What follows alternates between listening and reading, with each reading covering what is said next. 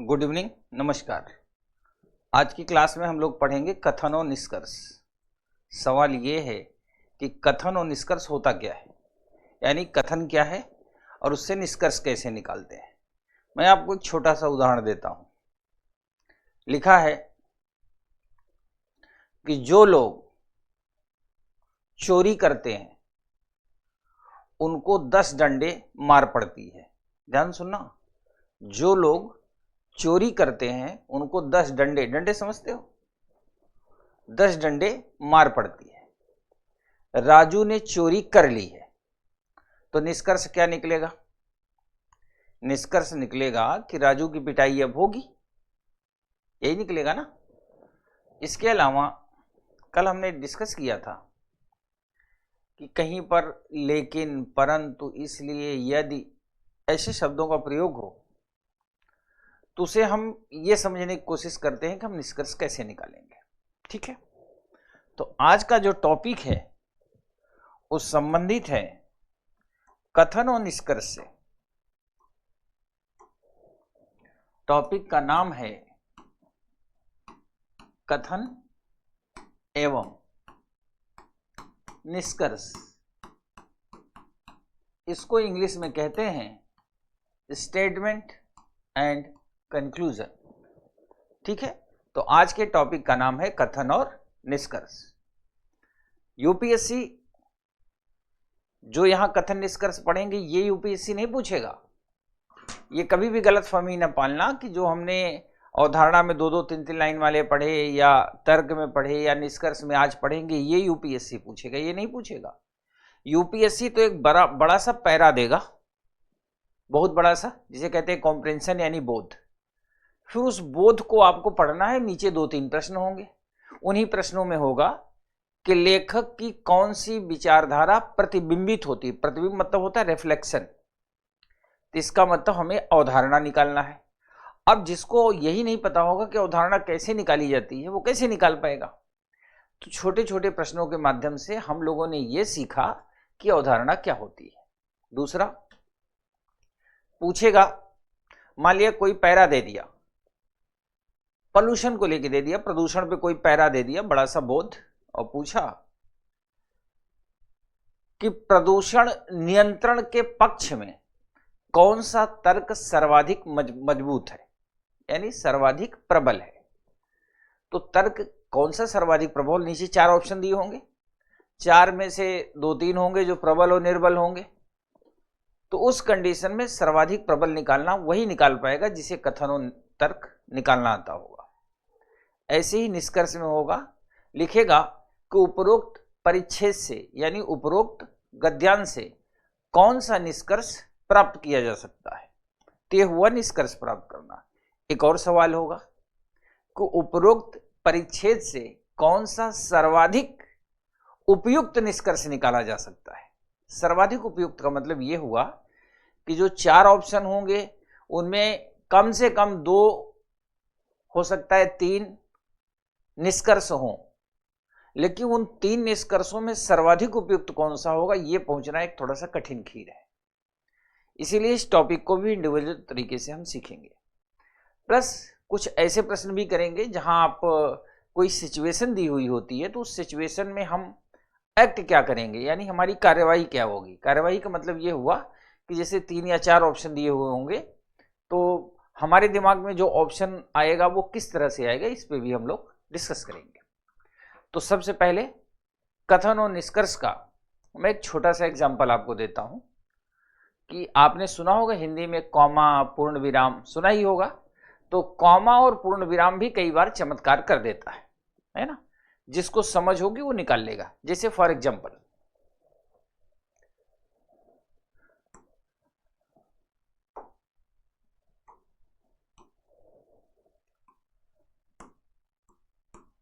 बर्तन धोते हुए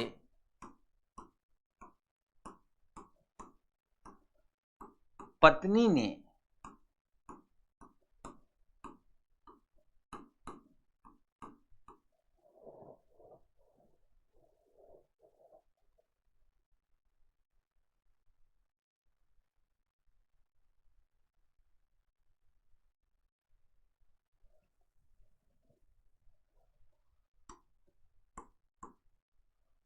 पत्नी ने बर्तन धोते हुए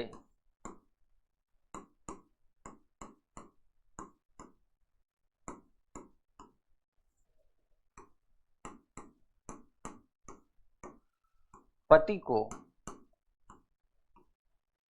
बुलाया।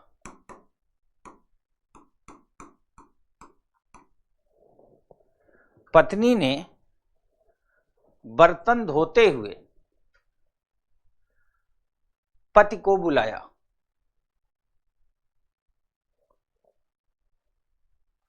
अब आपको बताना इसमें बर्तन कौन धुल रहा है।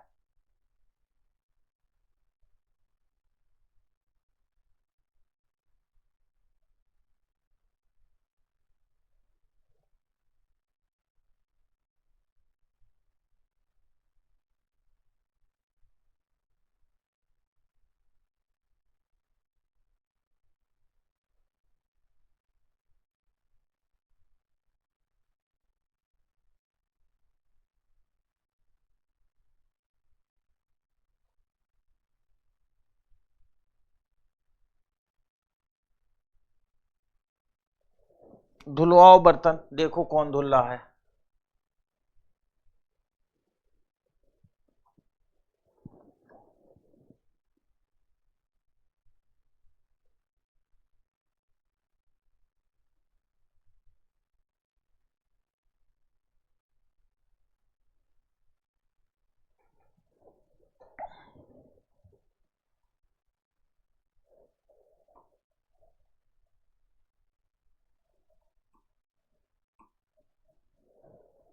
अब बताओ।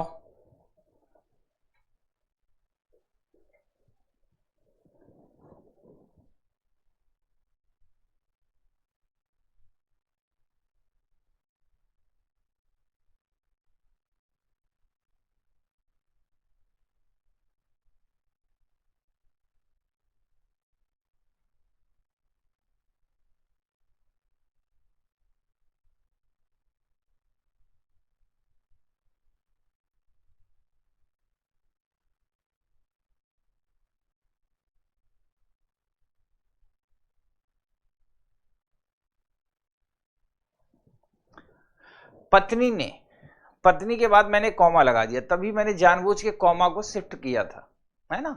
देखता हूं आप क्या एजम्पशन करते हो। पहली वाली कंडीशन में कुछ भी हो सकता था, पति भी हो सकता था पत्नी भी, लेकिन जैसे ही मैंने कॉमा यहां लगाया पत्नी ने, दैट मीन्स कि यहां पर हल्का सा ब्रेक लिया। बर्तन धोते हुए पति को, पति क्या कर रहा है, धुआंधार बर्तन धुल रहा है ना। पति को बुलाया, तो इसमें बर्तन कौन धुलेगा, पति। कॉमा यहां होने पे बर्तन कौन धुलेगा, पति, क्योंकि पत्नी ने का मतलब पत्नी इंडिकेट कर रही है। बर्तन धोते हुए पति को कहा आ जाओ, सब्जी भी काटनी है अभी, है ना, लहसुन भी छीलने हैं। पत्नी ने बुलाया और बर्तन कौन धुल रहा है, पति। अब अगर ऐसा हो जाए, यहां से कॉमा हटा दें और कॉमा यहां कर दें, जो कॉमा वहां लगा था उसको मैंने हटा दिया।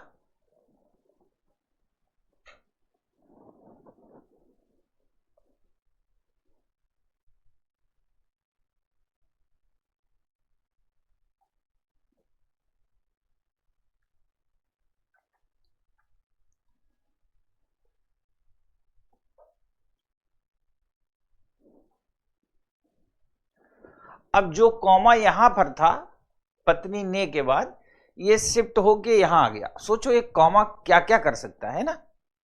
अब आपको समझ में आया होगा कॉमा, पूर्ण विराम या जो इस तरह के पैरा चेंज होते हैं, इनके क्या क्या अर्थ निकलते हैं, अब आपको समझ में आ गया होगा। एक कॉमा जो है कभी पति से बर्तन धुलवा रहा है और कभी पत्नी से, क्या क्या नहीं करवा रहा है, कौन करवा रहा है, कॉमा। पत्नी बर्तन नहीं धुलवा रही, कॉमा बर्तन धुलवा रहा है, या पति बर्तन नहीं धुलवा रहा है, कॉमा, कॉमा यहां लग गया। पत्नी ने बर्तन धोते हुए, अब कौन बर्तन धोएगा, अब पत्नी बर्तन धुल रही है, अब पत्नी बर्तन धुल रही है, ठीक है। तो अब आप ये समझ गए होंगे कि कॉमा, पूर्ण विराम, पैरा चेंज हो यदि, किंतु, परंतु, इसलिए, लेकिन, ऐसे शब्द होंगे तो पैरा पढ़ते वक्त थोड़ी सी बुद्धिमानी रखनी है, समझदारी। ठीक है।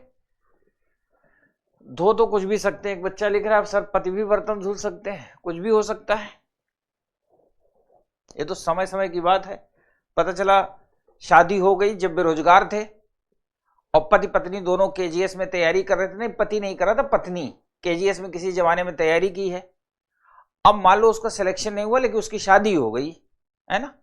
अब पति मान लिया क्लर्क है या किसी न किसी पोस्ट पे है, दरोगा है मान लो, और पत्नी चूंकि पूरा सिलेबस पढ़ चुकी थी, तैयारी कर रही थी, मेहनत करते करते एक दिन ऐसा समय आया उसका सिलेक्शन हो गया, वो आईपीएस बन गई। तो अब बर्तन कौन धुलेगा, आईपीएस या दरोगा? खुद ही डिसाइड कर लो। अगला, शब्दों का क्या फर्क पड़ता है, अगले प्रश्न में हम ये देखते हैं। एक आदमी 100 बकरी लेके जा रहा था, 100 बकरी लेकर के सड़क से जा रहा था। ठीक है। उसके बाद अब एक स्टेटमेंट आएगा, सभी लेकिन 20 मर गई।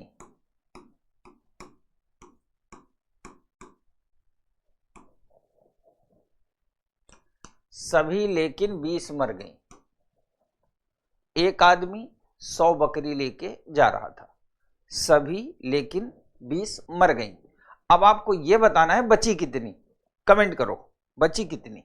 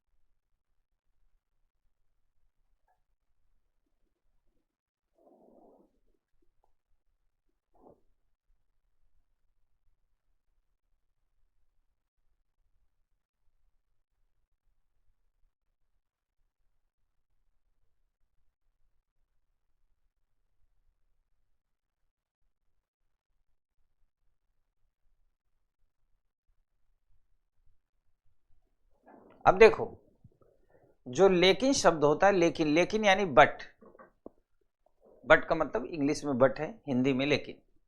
बट इंग्लिश में और हिंदी में लेकिन जब भी कहीं प्रयोग होगा, लेकिन होता है ब्रेक।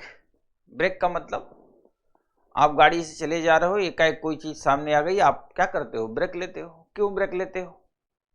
क्योंकि सामने वाले को बचाते हो। मान लो आप जा रहे हो, एक कुत्ता आ गया गाड़ी के सामने, तो आप किसको बचाते हो? कुत्ते को ना, क्योंकि सामने ब्रेक लेते हो। ब्रेकर पड़ जाता है, ब्रेकर की वजह से ब्रेक लेते हो। वजह कौन होता है? सामने वाला। तो लेकिन क्या है? ब्रेक है। तो ये देखो, सभी लेकिन 20, लेकिन 20 जो है अंदर आ गई। जब भी कभी कहीं लेकिन लग जाएगा तो लेकिन जस्ट अपने आगे वाले को ब्लॉक कर देता है और स्टेटमेंट पूरा फ्री हो जाएगा, और लेकिन के बाद वाला लेकिन के साथ पीछे चला जाएगा। ये ऐसे हो जाएगा, सभी मर गई लेकिन 20, लेकिन 20 बच गई। सभी मर गई लेकिन 20 बच गई। ये होगा इसका अंतर।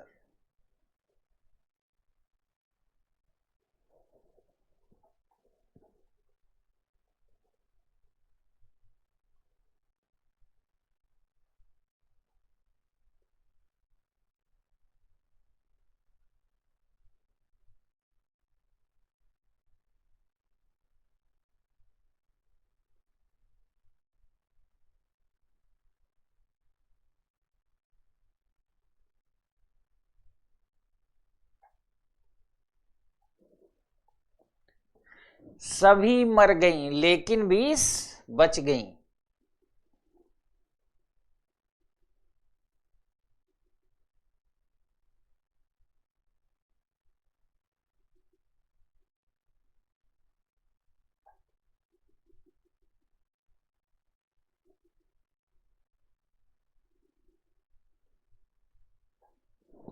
देखो, मेरे इतना समझाने के बाद भी कुछ महान आत्माएं ऐसी होती है ना, वो लिखती हैं कि आई एम कंफ्यूज्ड, है ना। बड़े दुर्भाग्य की बात है, मेरी क्लास में कंफ्यूज हो रहे हो, इसका मतलब पूरा सिस्टम ही गड़बड़ है, फिर पूरे सिस्टम में कमी है, सिस्टम को ठीक करो। सभी लेकिन 20 मर गई। जब भी कभी लेकिन लगेगा तो लेकिन के सामने वाला लास्ट में चला जाते, यानी ये स्टेटमेंट क्या हो जाएगा, ये स्टेटमेंट ऐसे हो जाएगा कि सभी मर गईं लेकिन 20, अब आप खुद ही समझ गए होंगे, सभी मर गईं लेकिन 20 बच गईं। यानी अगर कोई बड़ा सा स्टेटमेंट हो, खूब बड़ा सा स्टेटमेंट कथन हो, है ना, और कहीं पे लेकिन लगाओ तो लेकिन के जस्ट सामने वाला होता है, वो लेकिन को साथ में लेते हुए कहां चला जाता है, लास्ट में, सबसे पीछे, तो हो जाएगा। इसमें कंफ्यूजन वाली क्या बात है, लिख रहे हो।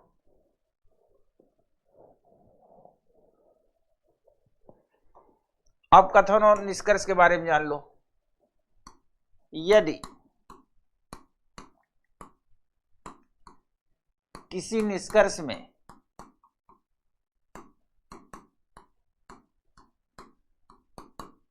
केवल, अवश्य और निश्चित ही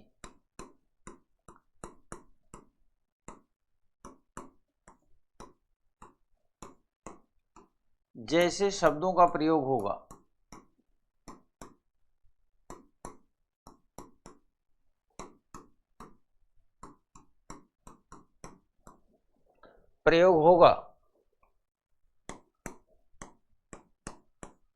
तो वह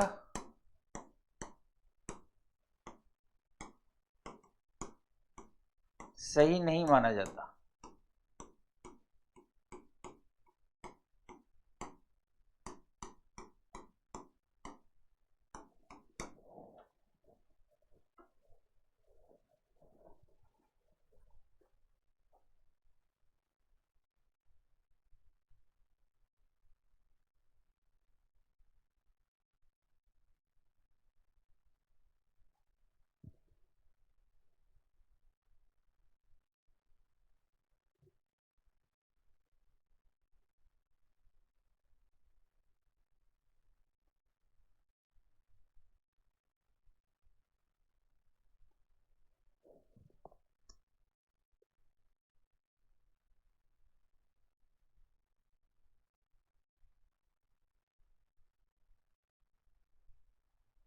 अब देखो, ऐसे जो प्रश्न आते हैं ना, इसमें थोड़ी सी समझ का हम इस्तेमाल करेंगे। अब मैं सीधा चलता हूं आपको प्रैक्टिस की दुनिया में लेकर के। प्रैक्टिस मतलब अभ्यास करेंगे। कुछ प्रश्न आपके सामने होंगे। एक बात याद रखना, कथन को खूब ध्यान से पढ़ना, उसी के आधार पे निष्कर्ष निकालना है, कहीं बाहर से नहीं। मतलब कई बार क्या होता है, कुछ निष्कर्ष हमारे दिमाग में पहले से होते हैं, ठीक है। और यूपीएससी की खासियत है कि जो कॉम्प्रहेंशन देगा, जो आपने ज्ञात तथ्यों के अंतर्गत पढ़ा है, ज्ञात तथ्यों का अंतर्गत मतलब ये हुआ, मान लो आपने हिस्ट्री में, पॉलिटी में, ज्योग्राफी में, इकोनॉमी में, या किसी करंट अफेयर के आर्टिकल में आपने पढ़ रखा है।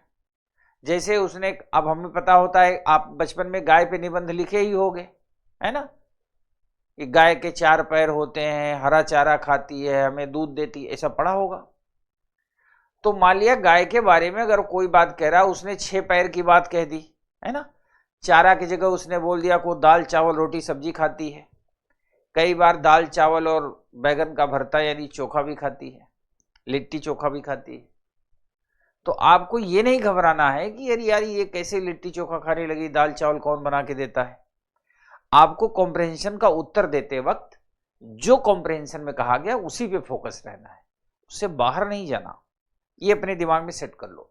और यूपीएससी कंफ्यूजन क्रिएट करने के लिए जो ज्ञात तथ्य है जिसे आप जानते हो सकता है उसके उल्टा वो वहां पे लिखा हो कॉम्प्रिहेंशन, तो उसी अकॉर्डिंग हमारा आंसर होगा।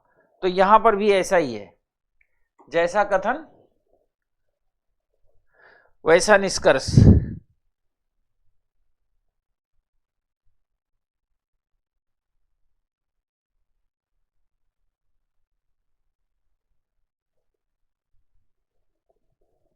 पहला प्रश्न,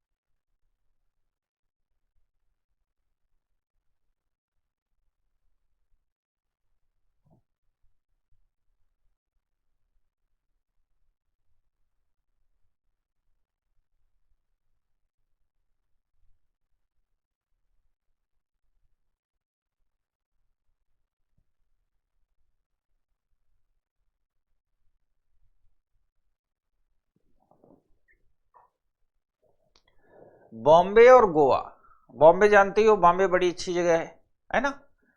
बॉम्बे और गोवा के बीच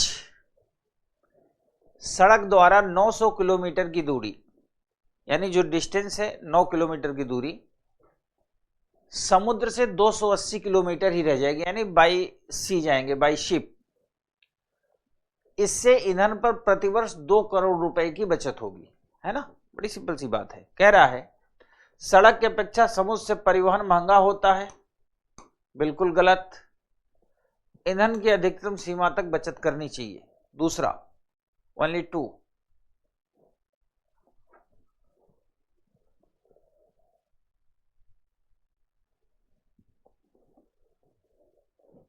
ये प्रश्न भी काम का है, देख लो।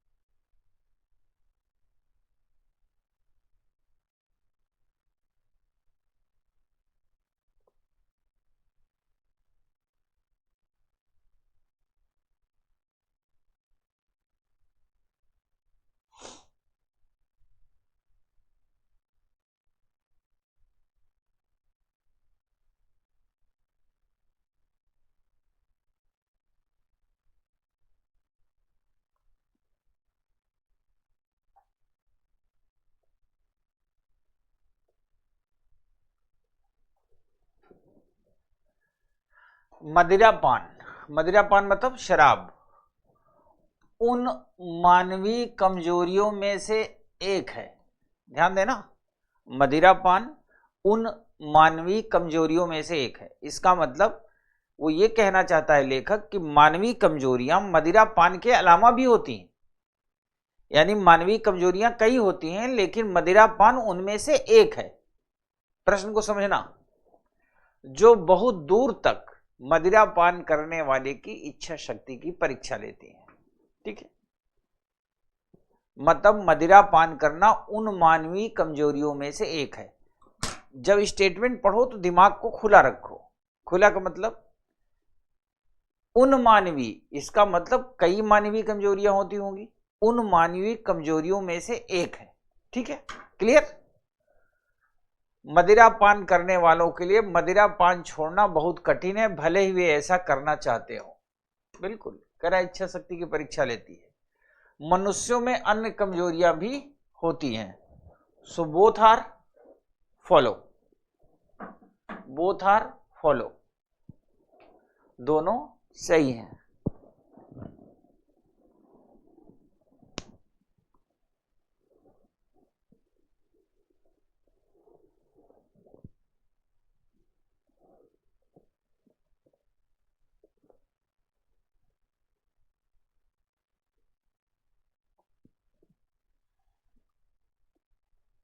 अगला प्रश्न, नेक्स्ट।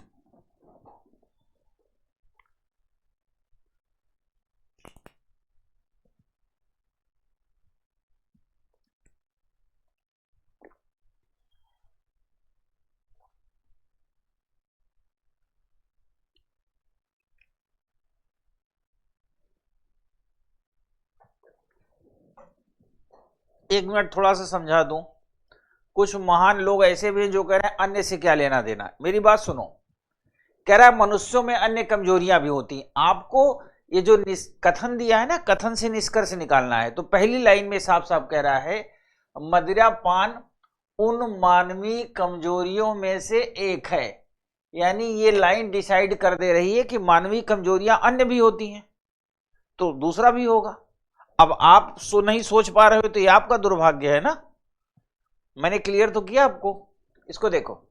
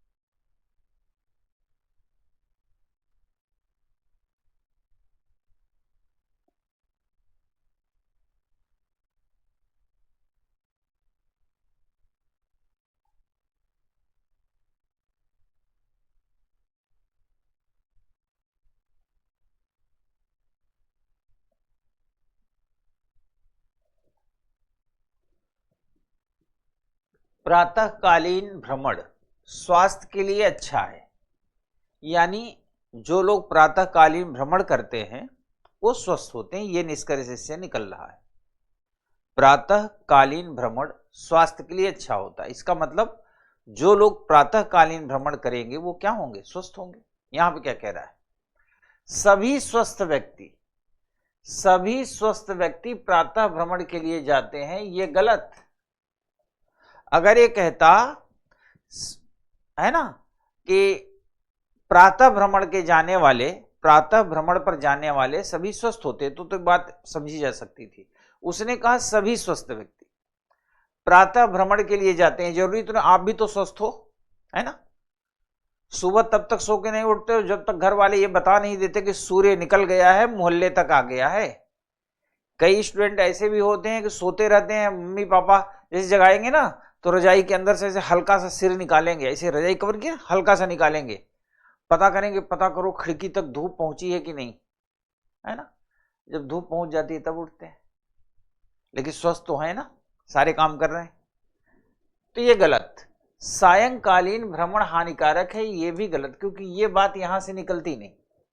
प्रश्न में प्रातःकालीन भ्रमण की बात कर रहा है, सायंकालीन पे कोई टिप्पणी नहीं किया, तो इसलिए सायंकालीन का कोई मतलब नहीं रहा।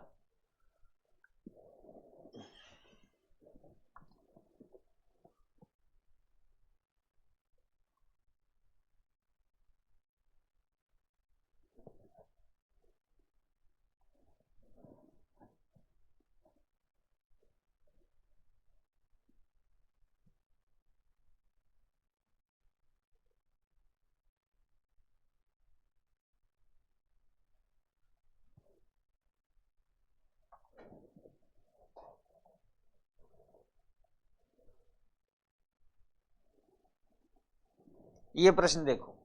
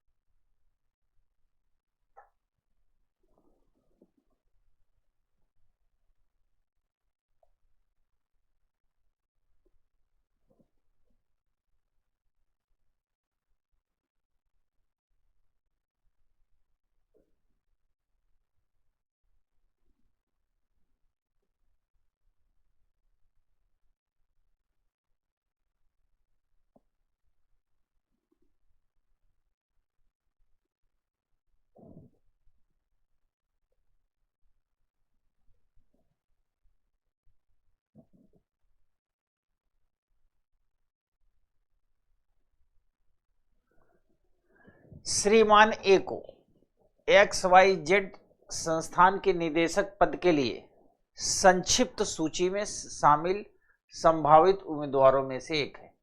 यानी जो श्रीमान ए है, XYZ नाम कोई इंस्टीट्यूट है, उसकी जो संक्षिप्त सूची है, संक्षिप्त सूची का मतलब होता है शॉर्ट लिस्टेड, इंग्लिश में टर्म होता है शॉर्ट लिस्टेड, यानी जो लोग भी इंटरव्यू देने आए उनमें शॉर्ट लिस्टेड किया गया, उसमें ए का नाम है, लेकिन अभी रिजल्ट नहीं आया है, संभावित उम्मीदवारों में से एक है। तो जाहिर सी बात है, अगर श्रीमान ए XYZ संस्थान के संभावित उम्मीदवारों में से एक हैं तो क्या होगा, या तो सिलेक्शन होगा और या तो सिलेक्शन नहीं होगा। जैसे कहा जाए यूपीएससी का फॉर्म आ गया है, नोटिफिकेशन आ गया है, लोग अब फॉर्म फिल करेंगे, तो फॉर्म फिल करने के बाद दो ही बात होगी, या तो आप प्रीलिम्स पास करेंगे या तो नहीं करेंगे। कोई तीसरा काम भी होगा, कुछ के दिमाग में आ रहा होगा हम पेपर देने ही नहीं जाएंगे। मैं समझ रहा हूं आपके दिमाग में बात आएगी। मेरे कहने का मतलब फॉर्म फिल कर दिया, एग्जाम में अपीयर हो गए, प्रीलिम्स का पेपर आपने दे दिया, तो अब क्या होगा, या तो आपका सिलेक्शन होगा और या तो नहीं होगा, है ना। अगर केवल फॉर्म पे रखेंगे तो एक आध जरूर ऐसा होगा इस पूरी क्लास में, चूंकि 4-4, 5-5 क्लास है, तो कोई ऐसा जरूर होगा जो लिखेगा सर मैं पेपर दूंगा ही नहीं, है ना। तो उसका उपाय यही है कि फॉर्म फिल कर दिया आपने, पेपर दे दिया, अब पेपर देने के बाद क्या होगा, या तो प्रीलिम्स पास होंगे और या तो नहीं होंगे। तो श्रीमान ए को XYZ संस्थान के निदेशक के रूप में चयनित कर लिया जाएगा, या निदेशक रूप में चयनित नहीं होंगे। तो या तो पहला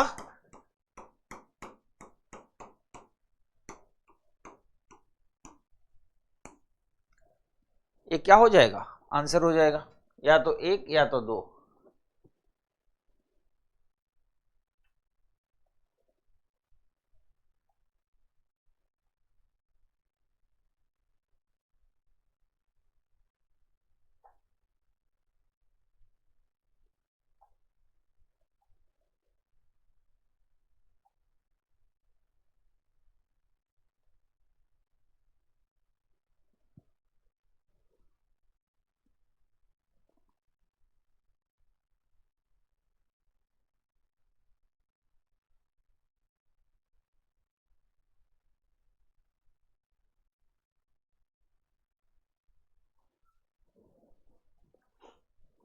ये प्रश्न देखो,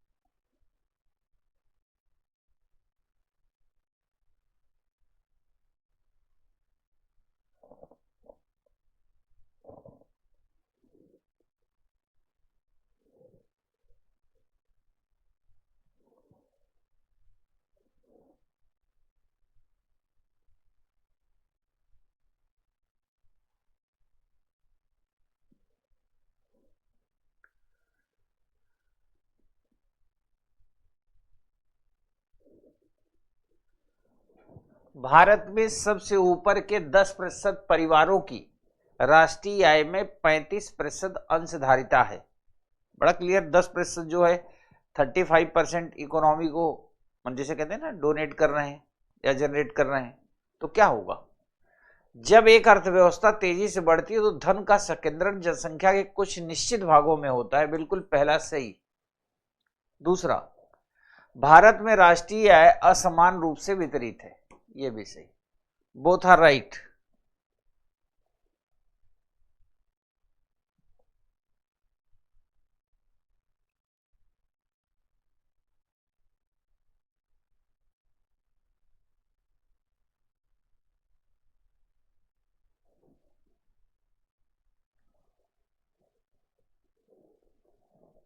इसको देखिए, ये वाला प्रश्न जो आपके सामने है, सोचिए।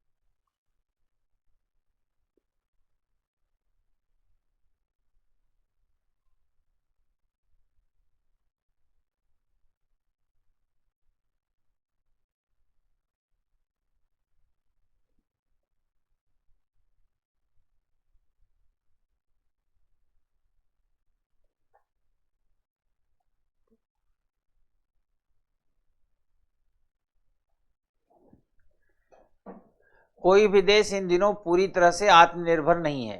वह सब जिसकी एक देश को आवश्यकता होती है उसे उगाना तथा उत्पादित करना असंभव है। असंभव ने इसको डुबो दिया। देशवासी सामान्यतः आलसी हो गए हैं। यह भी गलत, क्योंकि आत्मनिर्भर होने न होने का आलसी होने से कोई लेना देना नहीं।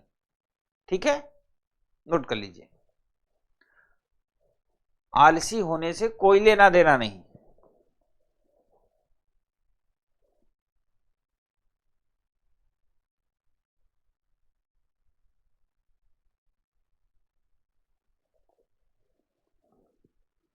अगला प्रश्न ये है,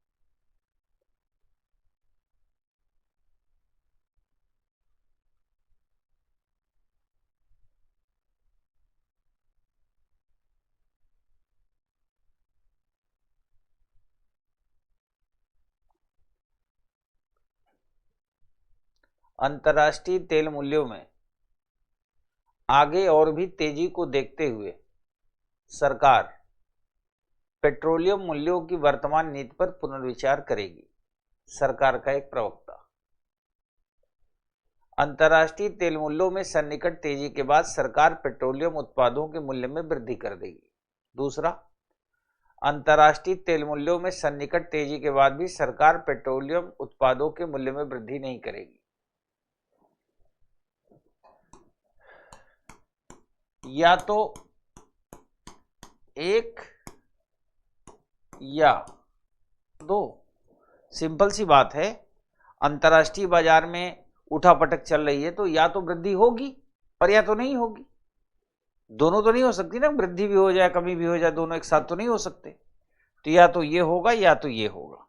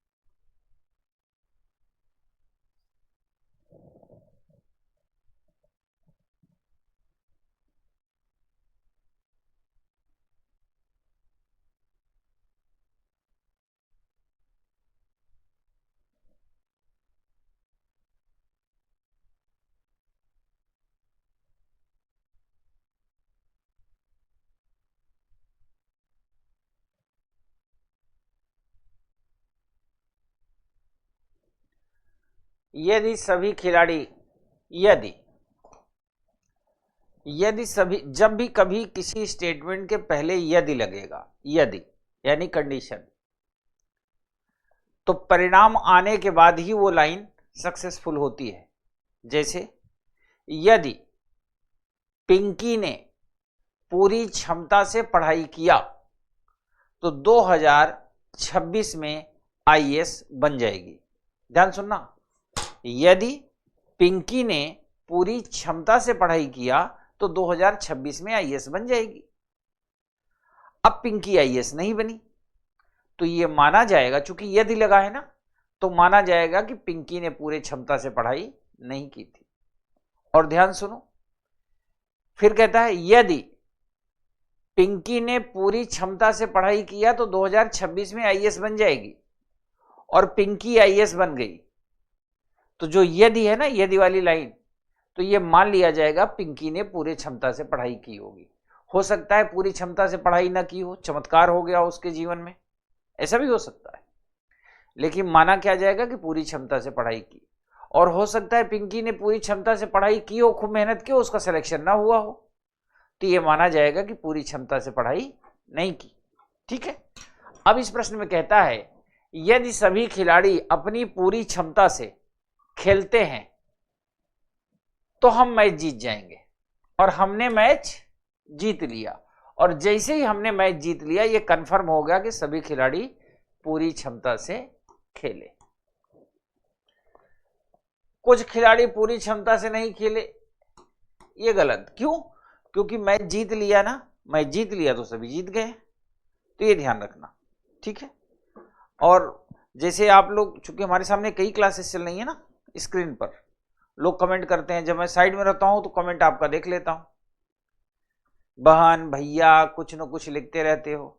जैसे फेसबुक जानते हो ना, फेसबुक पे बहुत से लड़के लड़की बन के बैठे होते हैं, है ना, नाम है उसका राहुल, और फेसबुक पे आईडी होगी रिंकी नाम से। अब बहुत सी लड़कियां हैं जो लड़का बन के बैठी है, नाम है उसका रिंकी और बनी है राहुल।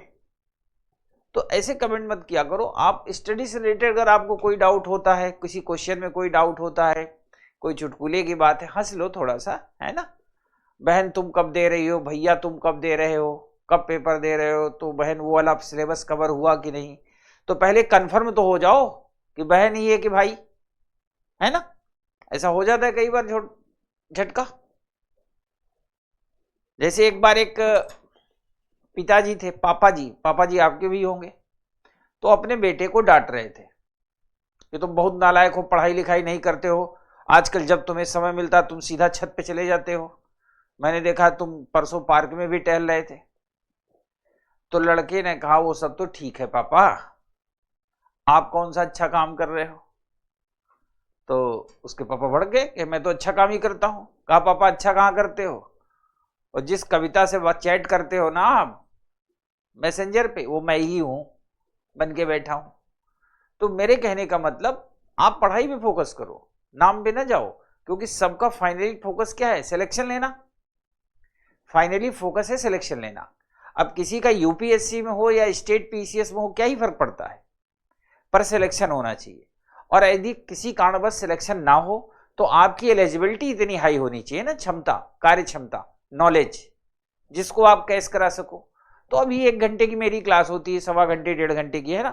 मेरी क्लास में सीखो अच्छी से अच्छी बातें जो सीख सकते हो। उस दौरान में आप क्लास से रिलेटेड आप अगर कोई भी कमेंट करते हो तो आप प्रश्न से संबंधित करो, या मुझसे अगर कोई बात कहना चाहते हो तो अपनी बात कहो, है ना। आपस के लिए तो पूरा जीवन पड़ा है ना। तो इतना आपस में प्रेम दिखाने की जरूरत नहीं, आप क्वेश्चन पे फोकस रखो। ठीक है, समझ गए होगे अब सब।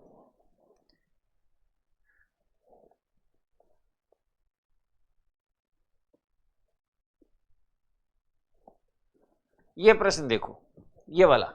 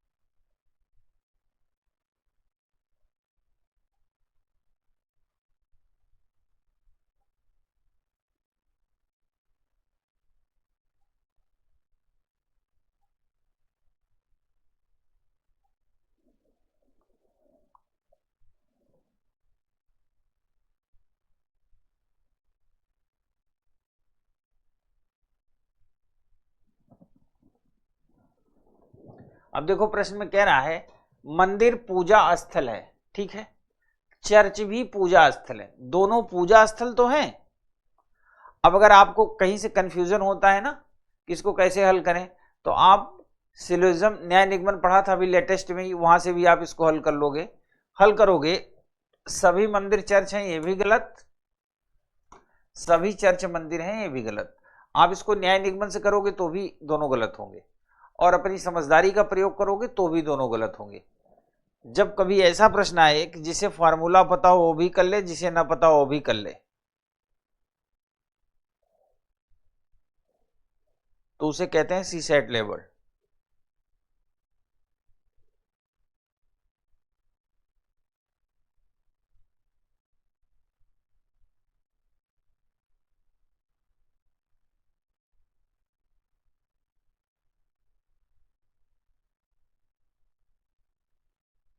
ये अच्छा प्रश्न है, ये थोड़ा सा टफ और टेक्निकल प्रश्न है, इसको देखिए।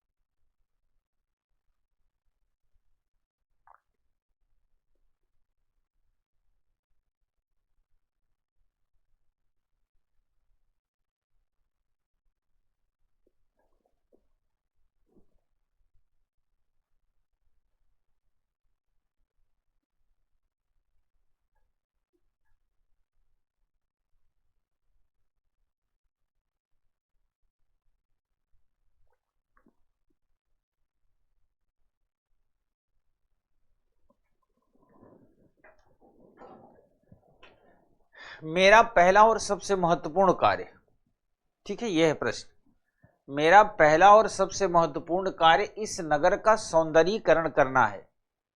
यदि नगर एक्स और वाई इसे कर सकते हैं तो हम इसे क्यों नहीं कर सकते। प्रभार ग्रहण करने के बाद नगर जेड के नगर पालिका आयुक्त का गठन। नगर पालिका आयुक्त ऐसा कह रहे हैं कि मेरा पहला काम, सबसे महत्वपूर्ण कार्य इस नगर का सौंदर्यीकरण करना है, ठीक है। कह रहा है नगर जेड के लोग अपने नगर की कुरूपता की स्थिति के प्रति जागरूक हैं। नगर जेड के लोग, नगर जेड के लोग ये बात तो कही नहीं रहे हैं, नगर जेड के लोगों का इससे कोई लेना देना ही नहीं है, ये तो म्युनिसिपल कमिश्नर कह रहा है ना, नगर आयुक्त, तो लोगों का तो इससे वैसे भी कोई लेना देना नहीं। दूसरा, वर्तमान आयुक्त ने नगर एक्स और वाई में कार्य किया है और उसे सौंदर्यीकरण का अच्छा अनुभव है। यह बात भी नहीं निकलता, नगर आयुक्त ने एक्स वाई में काम किया है, ऐसा कोई एविडेंस इस स्टेटमेंट से नहीं निकलता। हो सकता है उन्होंने पढ़ा हो, सुना हो, और अधिकारी हैं, ऑफिसर हैं, तो उन्हें पता ही होगा। तो इस कथन के आधार पर यह निष्कर्ष नहीं निकाला जा सकता उसने एक्स वाई में काम का अनुभव लिया होगा। दैट्स क्लियर, हमारे ख्याल से सबको समझ में आ रहा होगा।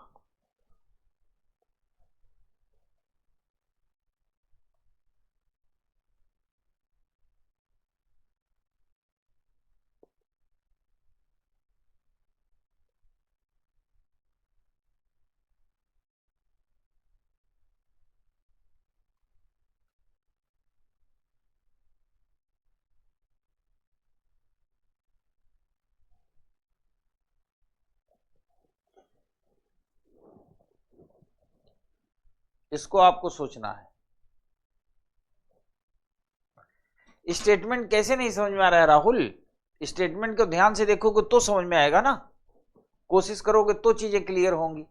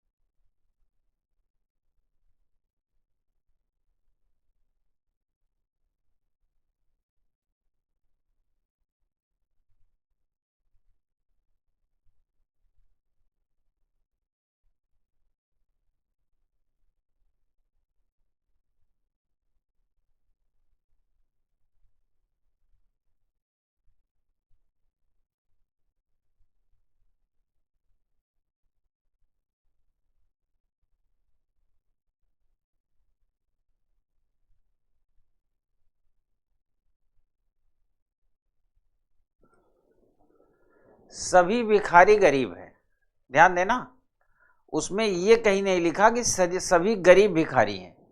सभी भिखारी गरीब हैं, सभी गरीब भिखारी नहीं है। यदि ए भिखारी है तो ए धनी नहीं है, ठीक है। यदि ए धनी नहीं है तो ए भिखारी नहीं है, ये तो बिल्कुल गलत है।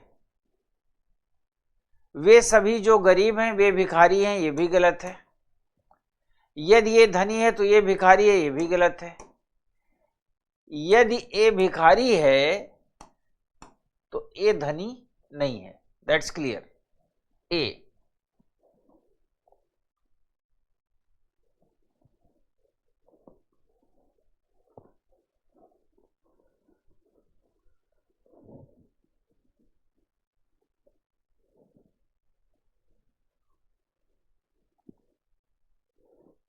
आगे बढ़े।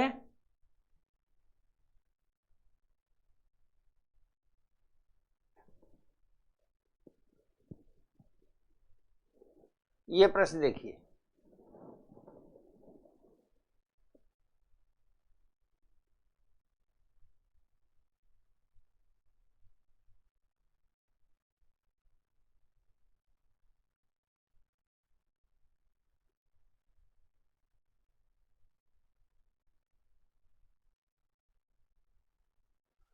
बिल्कुल ये बात सही है कि जिस दिन आप सीसेट अच्छे से समझने लगेंगे उस दिन आपके आईएएस बनने की पॉसिबिलिटी सबसे ज्यादा होगी। मैं ये तो ये नहीं कह सकता कि 100% सीसेट मतलब 100% आपका सिलेक्शन हो जाएगा, क्योंकि 100% तो कोई नहीं कह सकता सिवाय ऊपर वाले के। पर हाँ ये बात सच है, जिसका एप्टीट्यूड शानदार होगा ही या she will be IAS possibility.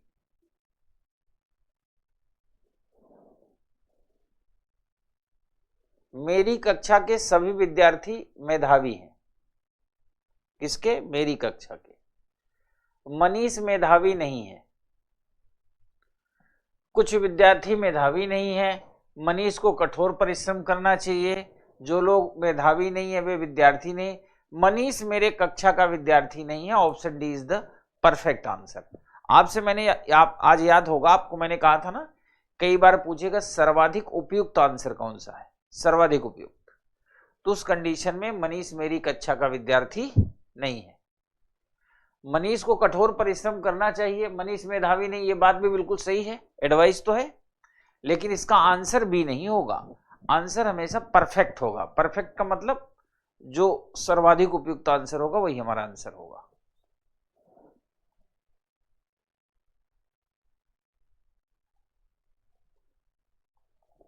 ये अगला प्रश्न, प्रत्येक पुस्तकालय में पुस्तकें होती हैं।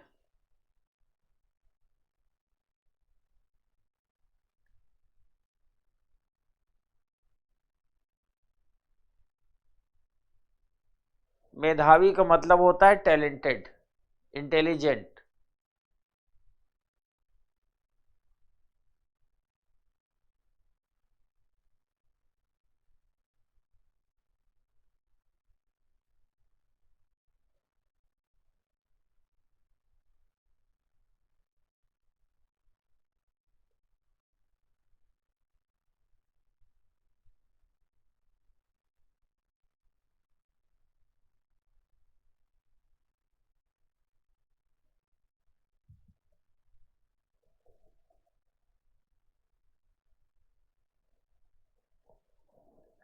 कह रहा है प्रत्येक पुस्तकालय में पुस्तकें होती हैं। निष्कर्ष क्या है? पुस्तकें केवल पुस्तकालय में होती हैं। एक तो केवल लिखा है इसलिए भी गलत, और दूसरा पुस्तकें तो पुस्तकालय के अलावा भी होती हैं, आपके घर में भी हैं कि नहीं है, आपके पास हैं। तो पुस्तकालय केवल पुस्तकों के लिए बनाए जाते हैं ऐसा भी नहीं है। पुस्तकालय में न्यूज़पेपर भी, अखबार भी पढ़े जाते हैं, मैगजीन भी होती हैं, अन्य डिबेट्स होते हैं, छोटे छोटे प्रोग्राम होते हैं। और कई बार मोहल्ले वाले थोड़े से गुंडा टाइप के हैं ना, दादा टाइप के, जिस मोहल्ले में लाइब्रेरी है तो वो लोग वहां इंगेजमेंट भी कर लेते हैं जा करके, है ना। और मान लिया किसी का छोटा मोटा विवाह का कार्यक्रम है, मतलब जिसमें 10-5 लोग ही शामिल हैं इधर के उधर के, तो लाइब्रेरी में ही जो जाकर के वहीं विवाह भी कर लेते हैं। तो पुस्तकालय के कई उपयोग होते हैं। कोई पुस्तकालय पुस्तकों के बिना नहीं होता, this is the right answer, option C. कुछ पुस्तकालयों में पुस्तकें नहीं होती, ये बात भी नहीं कही जा सकती। So option C is the perfect answer, option C is the perfect answer. समझ गए? क्लियर? तो आज के अब तक के जो एपिसोड चला क्लास का, है ना, पिछले आज चौथी क्लास है, कथन और अवधारणा पढ़ा, कथन और तर्क को पढ़ा, और कथन और निष्कर्ष को पढ़ा। दो तीन बातें मोटी मोटी याद रखेंगे। क्या याद रखेंगे? अवधारणा का मतलब होता है कि लिखने वाले, कहने वाले ने क्यों कहा, उसके दिमाग को रीड करना। तर्क का मतलब होता है प्रभावी तरीके से अपनी बात का प्रस्तुतिकरण करना, वो मजबूत होगा। निष्कर्ष का मतलब क्या होता है? निष्कर्ष का मतलब होता है जो कहा गया उससे क्या ड्रॉ हो रहा है, क्या निकल रहा है बाहर, यानी वर्तमान। इनमें याद रखेंगे केवल, अवश्य, निश्चित ही, असंभव, ऐसे शब्दों का जहां भी प्रयोग होगा वो क्या माने जाएंगे? गलत माने जाएंगे। क्यों गलत माने जाते हैं? क्योंकि ये जो शब्द है ना, ये उसको परफेक्ट बनाते हैं। परिणाम, जैसे कि एक शब्द होता है ना, परिणामोन्मुखी एक शब्द होता है, रिजल्ट ओरिएंटेड, इंग्लिश में कहते हैं रिजल्ट ओरिएंटेड। तो रिजल्ट ओरिएंटेड वर्ड है, जैसे केवल, अवश्य, निश्चित ही, असंभव। और ये जो टॉपिक आपने पढ़ा, उदाहरण, तर्क और निष्कर्ष, ये रिजल्ट ओरिएंटेड नहीं होते। अब एक छोटा सा और बच गया है, वो ये कि अगर आपके सामने कोई सिचुएशन हो, सिचुएशन मतलब मान लिया उसने आपको कोई कंडीशन दे रखी है। अब आप सोचेंगे इसमें कंडीशन कहाँ है ना? अब देखो मैं आपके सामने एक कंडीशन हूं, आप पढ़ रहे हो, अभी मैं कुछ प्रश्न दूंगा जिसमें कंडीशन होगी, यदि ऐसा है तो ऐसा है। आप किसी जिले के कमिश्नर हैं, आप किसी जिले के डीएम हैं, है ना, या आप अपने घर के ही मालिक हैं, या ये कह देगा कि आप एक भाई और एक बहन हैं, और एक सीन मतलब ऐसा देगा कि ये घर में एक क्रिटिकल कंडीशन पैदा हो गई है ना, आप क्या करेंगे? या कई बार कहेगा कि परिवार के कुछ लोग हैं नदी में डूब रहे हैं, कंडीशन देगा, उसमें आप किसको बचाएंगे? तो दरअसल क्या होता है, इसका डायरेक्ट तो कोई कनेक्शन नहीं है, कॉम्प्रिहेंशन से डायरेक्ट कनेक्शन नहीं है, पर इनडायरेक्ट बहुत कुछ कनेक्शन है। इनडायरेक्ट कनेक्शन का मतलब ये हुआ, अगर आपको डिसीजन लेना आएगा, यानी कोई सीन आपके सामने दे दी गई, कोई कंडीशन दे दी गई, आप डिसीजन लेने की स्थिति में हैं, तो इससे कहीं ना कहीं आपका मेंटल डेवलपमेंट होगा। और जब मेंटल डेवलपमेंट होगा तभी तो दुनिया मुट्ठी में होगी। एक बात मेरी अपने दिमाग में आप रख लो, जितना मेंटल लेवल स्ट्रांग होगा, आपके सफलता की पॉसिबिलिटी उतनी ज्यादा होगी। कई बार लोग सोचते हैं ना कि गधे की तरह लेबर करने में, खच्चर की तरह लेबर करने में भलाई है। ऐसा नहीं है, स्मार्ट वर्क करने में भलाई है। अगर आप खच्चर की तरह सामान ढोते तो खच्चर बहुत सामान ढोता है, पर उसको सब खच्चर ही कहते हैं। और हॉर्स जो होते हैं, घोड़े, वो रेस के लिए बने होते हैं, क्योंकि स्मार्ट तरीके से सोचते हैं। तो मेरे कहने का मतलब यह है कि आपको अपना मेंटल लेवल, अब हर व्यक्ति को लगता है कि उसका मेंटल लेवल तो हाई ही है, यानी वो मेंटल लेवल उसका कमजोर नहीं, ऐसा मुझे कोई व्यक्ति नहीं मिलता जो ये कहे कि उसका मेंटल लेवल थोड़ा सा कमजोर। हर व्यक्ति को लगता है कि वो, उसका मेंटल लेवल दुनिया का सबसे तेज है। होना भी चाहिए, लगना, अगर ऐसा लगता है तो कोई अपराध भी नहीं है, लगना भी चाहिए। लेकिन मेंटल लेवल क्या हमारा यूपीएससी लेवल तक है? और नहीं है तो भले ही सिलेक्शन 2 साल बाद हो, भले ही सिलेक्शन आपका 3 वर्ष 4 वर्ष बाद हो, आपको मेंटल लेवल पे एफर्ट करना चाहिए। जैसे जैसे आपके सोचने की कैपेसिटी बढ़ेगी, वैसे वैसे आप सिलेक्शन नजदीक होगा। अब जो मैं पढ़ने को आपको देने जा रहा हूं कंडीशन,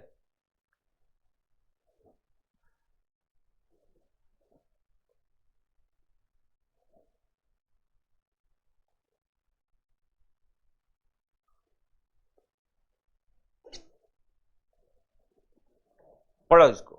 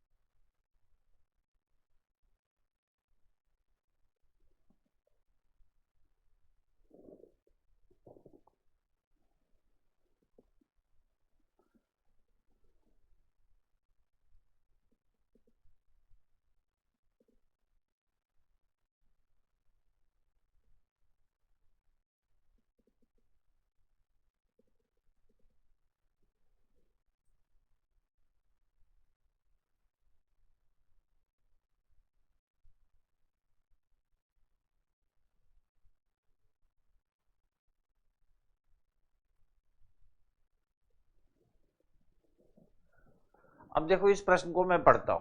कह रहा है, मान लीजिए आप एक अत्यधिक जनसंख्या वाले तथा सांप्रदायिक दृष्टि से संवेदनशील जिले के जिलाधिकारी हैं। एक दिन आपको सूचना मिलती है कि एक भीड़ भाड़ वाले क्षेत्र में भीषण आग लग गई है, जिससे जान माल की भारी क्षति होने का खतरा है। याद रखना, आग लग गई है। जब तक आप कोई उचित कार्रवाई सोच पाते हैं तभी सूचना मिलती है कि जिले के दूसरे छोर पर, दूसरे कॉर्नर पर, है ना, सांप्रदायिक दृष्टि से अति संवेदनशील इलाके में सांप्रदायिक तनाव उत्पन्न हो गया है। याद रखना, यहां तनाव उत्पन्न हुआ है और वहां आग लग गई है, जो विस्फोटक रूप ले सकता है। दोनों स्थान आपके कार्यालय से विपरीत दिशाओं में आधे आधे घंटे की दूरी पे हैं। ऐसी स्थिति में आप निम्नलिखित में से क्या करेंगे? पहली बात, आप आज से सीख ले लो, जब भी कभी ऐसे सिचुएशन आए, संस्कृत में एक श्लोक है, संस्कृत में एक श्लोक है, सर्वनाशे समुत्पन्ने अर्ध त्यजिता पंडिता। पंडिता का मतलब ब्राह्मण से नहीं है, पंडित का मतलब हर वो व्यक्ति जो समझदार है। सर्वनाशे समुत्पन्ने अर्ध त्यजिता पंडिता, इसका मतलब हुआ कि जब सब कुछ नष्ट हो रहा हो, सब कुछ नष्ट हो रहा हो, तो अगर आधा भी बच जाता है तो उससे संतोष करना चाहिए। इसका मतलब यह हुआ कि जहां आग लग गई है वहां तो आग लग गई है, लेकिन सांप्रदायिक दृष्टि से जहां तनावपूर्ण स्थिति उत्पन्न हो गई है, कारण के जिलाधिकारी आप हैं, किसी भी आदेश को देने का या कोई भी बात ऑर्डर पारित करने का या लोगों की मांग मानने का अधिकार आपके पास है। ठीक है, तो एक जगह घटना घट गई है, आग लग गई है, जल रहा है, तो वहां आप तो आग बुझा नहीं पाएंगे। आग कौन बुझाएगा? फायर ब्रिगेड बुझाएगी, लोग बुझाएंगे, है ना, या जो घायल है उनको एम्बुलेंस हॉस्पिटल लेके जाएंगी, आप तो नहीं लेके जा पाएंगे। लेकिन जो सांप्रदायिक दृष्टि से तनाव उत्पन्न हो गया, वहां अगर आप रहेंगे तो दोनों समुदाय या 3 समुदाय 4 समुदाय जो भी होंगे उनको आप बुलाएंगे, आप उनसे बात करेंगे।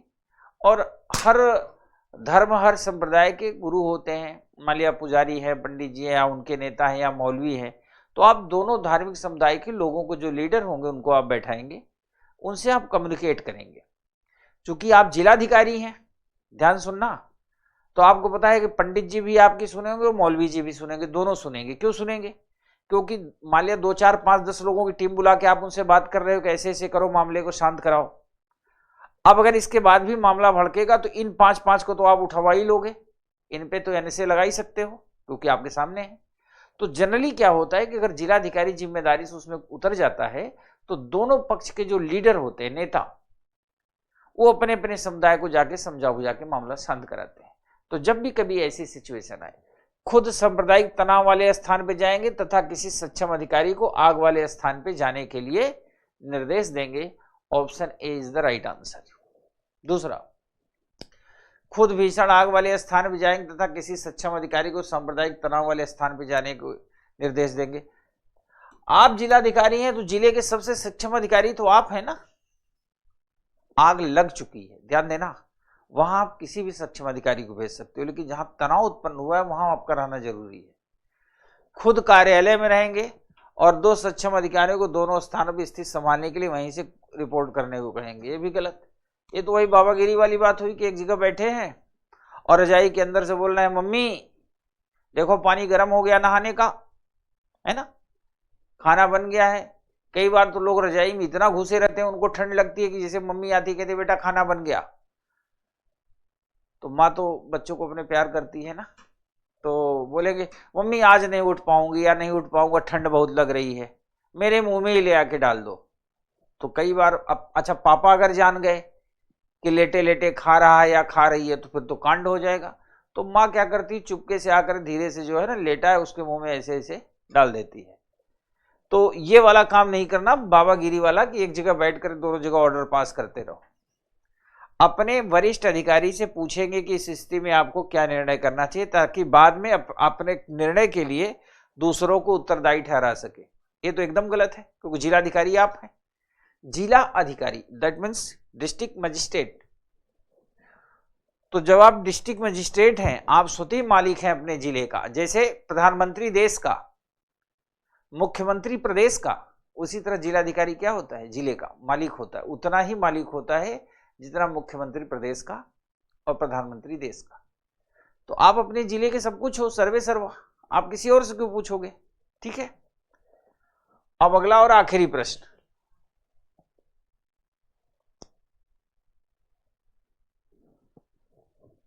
पढ़िए।